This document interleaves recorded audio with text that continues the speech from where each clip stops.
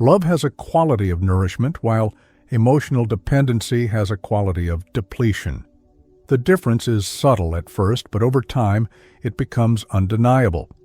In love, there is lightness, mutual growth, and an exchange that leaves both people feeling more alive. In dependency, there is weight, anxiety, and a constant pull that drains rather than restores. Love desires companionship, but dependency demands it as a means of filling inner emptiness. To the outside world, both may look similar, two people spending time together, yet the internal experience could not be more different. Carl Jung wrote that true love emerges when we integrate our own inner world and then meet another as whole beings.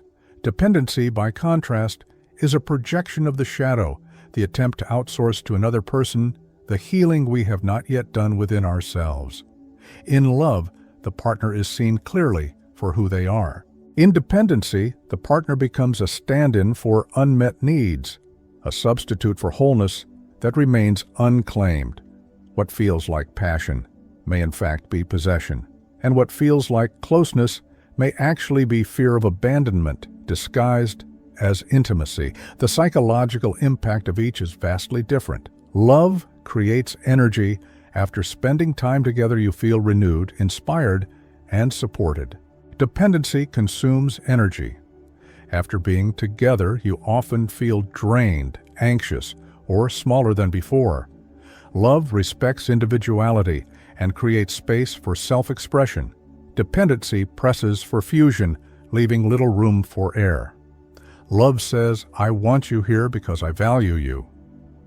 Dependency says, "I need you here because without you, I collapse." The first strengthens identity, the second erases it. Daily life reveals these distinctions in small, everyday ways. Imagine a partner who encourages you to pursue your goals, celebrates your solitude, and respects your boundaries. This is love, nurturing growth. Now imagine one who becomes irritated when you are unavailable, guilt trips you for prioritizing your own needs, or constantly seeks reassurance that you will not leave. This is dependency, draining energy. Both can be framed as a tension, but one liberates while the other constrains. Dependency often masquerades as devotion, which is why it is so difficult to recognize. A partner may call constant demands for presence love, but true love does not suffocate. A partner may excuse jealousy or control as proof of caring, but love does not need to dominate. The distinction lies in whether the bond makes you feel more like yourself or less. If your essence grows smaller within the relationship, you are not experiencing love. You are carrying the weight of dependency. Jung would say that love reflects individuation, two individuals meeting as equals. Dependency reflects projection, one person handing the burden of their unresolved fears to the other. This is why love brings balance while dependency creates imbalance. The more a woman recognizes this difference, the more she preserves her own wholeness instead of allowing it to be eroded in the name of attachment. Ultimately, the difference between love and emotional dependency is revealed in how the bond leaves you feeling. Love gives back what you invest. Dependency takes until nothing remains. Love inspires confidence. Dependency breeds insecurity. Love sustains itself through freedom. Dependency suffocates through control. To discern the two is not only to protect dignity, but to honor the truth that love, when real, does not demand self-abandonment. It invites self-discovery. In a healthy bond, love makes space for individuality. Each partner maintains autonomy while sharing life together. A woman in love still feels free to pursue her projects, her passions, her friendships. She does not lose herself in the connection, she expands within it. Emotional dependency, by contrast, blurs the line between togetherness and suffocation. It demands fusion at the cost of identity, leaving little room for personal growth. Instead of complementing her essence, the relationship begins to consume it. The signs are subtle at first, but they accumulate until she realizes she has set her own needs aside in the name of belonging. Carl Jung described individuation as the process of becoming whole, uniting the conscious and unconscious parts of the self into harmony. Love supports individuation because it allows both partners to continue their personal journeys while walking side by side. Dependency, however, interrupts the process. When one person sacrifices their individuality for the relationship, they become a fragment rather than a whole. What may seem like closeness is actually a form of self-abandonment, where the bond is preserved at the cost of authenticity. The psychological toll of this imbalance is profound. A woman who gives up her own goals to maintain peace may feel safe temporarily, but over time, she feels emptier. Her sense of self begins to erode, replaced by constant anxiety about keeping the other satisfied. Choices no longer reflect her inner truth. They are shaped by fear of losing connection. Instead of feeling supported, she feels trapped. Dependency disguises itself as love, but it leaves the soul restless because authenticity has been traded away. Daily life offers simple illustrations. Love says, "Pursue that new course, I'll support you." Dependency says, "If you really cared, you wouldn't need time away from me."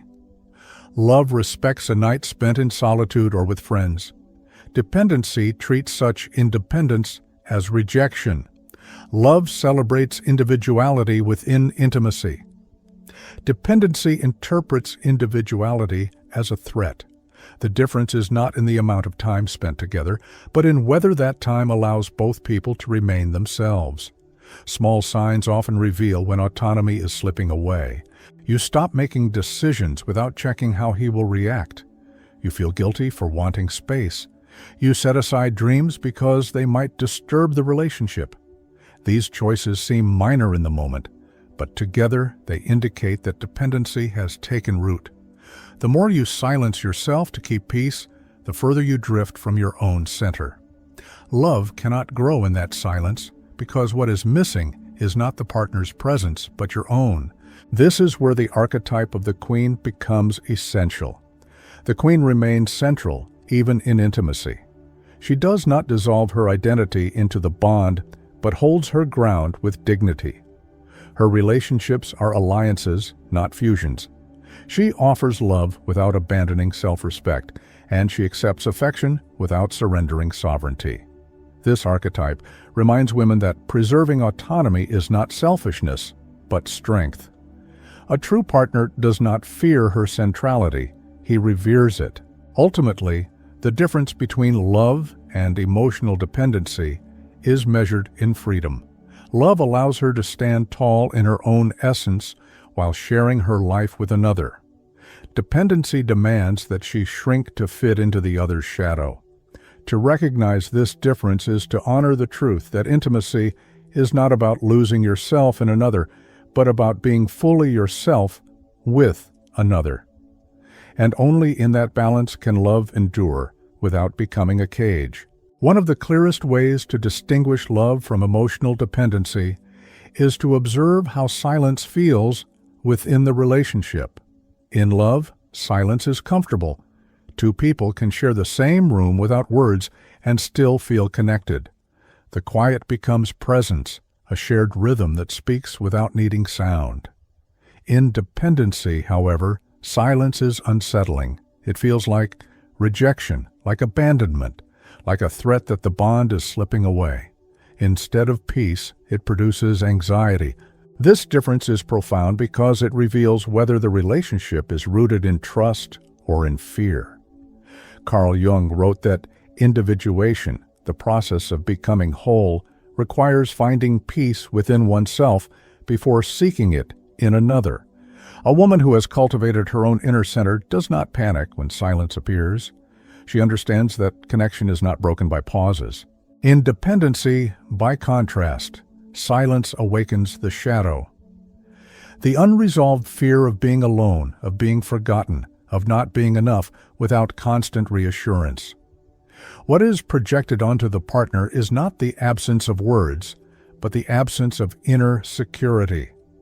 The psychological effect of these two dynamics could not be more different. In love, silence becomes restorative.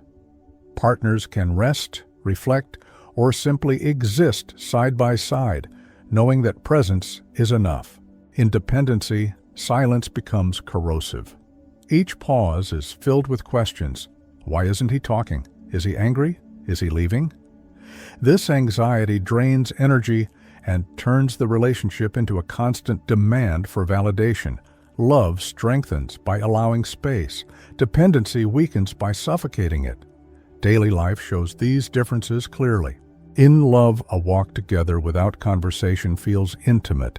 A meal eaten in quiet still carries warmth, and a shared evening of reading or resting side by side affirms connection.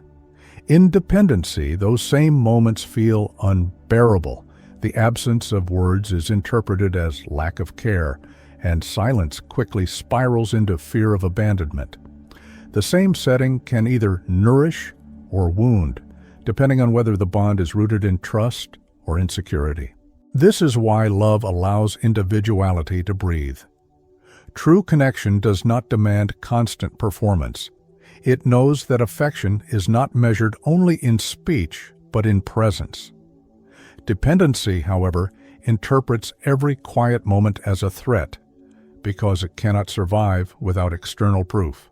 The silence reveals the truth, whether the relationship is anchored in mutual trust or propped up by constant reassurance. Jung would say that learning to hold silence without panic is a sign of psychological maturity. It shows that a woman has connected with her own inner world, that she can rest within herself even as she rests beside another. This self-possession is essential for love because without it, the bond collapses under the weight of unspoken demands. Dependency craves words to mask insecurity. Love trusts silence to carry meaning. Ultimately, the difference between love and dependency can be felt most clearly in the quiet. Love says, "I am with you even when I say nothing." Dependency says, "If you do not speak, I fear I no longer exist for you."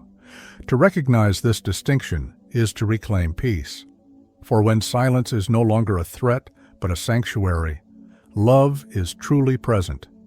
And when silence only breeds fear, what exists is not love, but the shadow of dependency disguised as affection. One of the most reliable measures of whether a relationship is rooted in love or in dependency is the balance between giving and receiving. Love moves in reciprocity. Each partner offers care, presence, and affection naturally, without keeping score. There is flow, not calculation. Dependency, on the other hand, distorts this balance. One person gives disproportionately, often in search of validation, while the other receives without offering the same in return. This imbalance creates exhaustion because effort is no longer shared. It becomes unilateral. The more one gives, the more invisible she feels, as if her love has become a performance rather than a meeting of equals. Carl Jung described relationships as mirrors of psychic energy. In love, the exchange strengthens both partners, creating a field where each supports the other's individuation, the process of becoming whole. In dependency, however, one person feeds the connection while the other withdraws, reflecting an unconscious shadow dynamic. The giver, driven by fear of abandonment, overextends. The receiver, comfortable with imbalance, withholds. What appears on the surface as affection is often just a projection. If I give enough, maybe I will finally be worthy. This is not love. It is the shadow of insecurity dictating the terms of intimacy. The psychological impact of this imbalance is profound. A woman who gives constantly without reciprocity begins to equate her worth with sacrifice. She may tell herself that patience or loyalty will eventually awaken his care, but over time, this endless giving depletes her spirit. Her love becomes a transaction where her side of the bargain is never matched. Instead of nourishment, she feels drained. Instead of intimacy, she feels distance. The very act meant to sustain the bond becomes the reason for her exhaustion. Daily life reveals these dynamics clearly. In love, gestures flow in both directions. One makes dinner, the other washes the dishes. One listens, the other asks questions. One comforts, the other returns care in equal measure. In dependency, the pattern shifts. One plans, organizes, initiates, and gives, while the other remains passive. She notices that conversations are one-sided, that affection feels obligatory, that support never returns when she needs it most. Over time, the imbalance is no longer subtle. It becomes the essence of the relationship. This is why observing patterns of exchange is essential. Love feels cyclical, like breathing in and out. Both contribute, both replenish. Dependency feels like suffocation. One inhales while the other holds their breath, leaving the giver gasping. A bond cannot thrive without circulation. The absence of reciprocity is not a flaw to be tolerated. It is a sign that the relationship is no longer love, but a dependency disguised as it. The archetype of the guardian comes alive here. The guardian protects what is sacred, and in relationships, that sacred resource is energy. She recognizes when her giving is no longer honored, and she steps back to preserve herself. Boundaries become her shield, ensuring that her tenderness is not squandered where it is not met.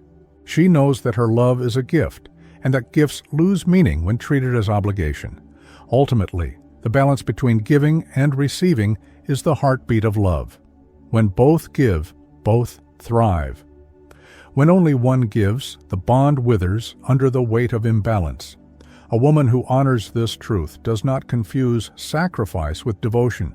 She understands that her energy is sacred and must be matched with reciprocity. In that recognition, she preserves not only her dignity, but also her capacity for true love. Love that strengthens rather than drains. Love that breathes instead of suffocates. One of the most unmistakable signs that love is real and not emotional dependency is the feeling of freedom it brings. Love, in its essence, expands. It widens horizons, strengthens confidence, and makes room for individuality to flourish. In dependency, the opposite occurs. Instead of feeling lighter, a woman feels heavier. Instead of possibilities, she sees restrictions. What should be a partnership becomes a cage where choices are shaped not by authenticity, but by fear of disapproval or abandonment. Love says, be more of yourself. Dependency whispers, be less, so you don't lose me. Carl Jung often emphasized that the psyche longs for wholeness. True love supports individuation, allowing two people to grow alongside each other without losing their centers. Dependency undermines individuation by fusing identities into a suffocating sameness. The partner becomes less a companion and more a crutch. In this dynamic, the relationship no longer reflects growth but regression, because instead of meeting as equals, one sacrifices selfhood in order to sustain the illusion of connection. The psychological consequences are profound. A woman in love feels secure enough to take risks, pursue passions, and stand firmly in her own truth. A woman in dependency feels insecure, fearful of stepping outside the boundaries of the relationship. She avoids conflict, silences her needs, or abandons opportunities out of dread that asserting herself will cause rejection. What should have been a bond of support becomes a slow erosion of confidence. The price of togetherness is the loss of self. Examples from real life reveal the difference clearly. One woman in love decides to start a business and finds her partner encouraging her growth, even when it means spending less time together. Another, in dependency, avoids opportunities because she fears her partner's resentment. One feels strengthened by her relationship, the other feels diminished. Over time, the first thrives, while the second becomes smaller, confined to a life shaped by someone else's needs rather than her own essence. The paradox is that many women confuse dependency with devotion. They believe that sacrificing freedom proves love, when in reality it only proves fear. Authentic love does not require shrinking. It does not ask for self-abandonment. Instead, it thrives when both partners can breathe, move, and grow. The test is simple. Does the relationship leave you more alive or more constrained? If it expands your spirit, it is love. If it narrows your world, it is dependency disguised as care. Here, the archetype of the queen becomes essential. The queen does not confuse captivity with loyalty. She reigns from her center, offering love but never surrendering sovereignty. Her relationships are alliances of equals, not cages of control. She inspires reverence not because she demands it, but because she embodies it. Love, for her, is not about losing herself, but about standing so firmly in her essence that she can share it without fear. Ultimately, spotting the difference between love and dependency requires listening to how the relationship makes you feel at your core. Love liberates, dependency imprisons. Love sustains dignity, dependency erodes it. Love fuels self-discovery, dependency demands self-erasure. Women who have had the courage to walk away from fusion and reclaim their freedom testify that on the other side of loss lies renewal. They rediscover their magnetism not by being chosen, but by choosing themselves. And in that act, they embody the Jungian paradox. True love unites without ever asking you to stop being whole.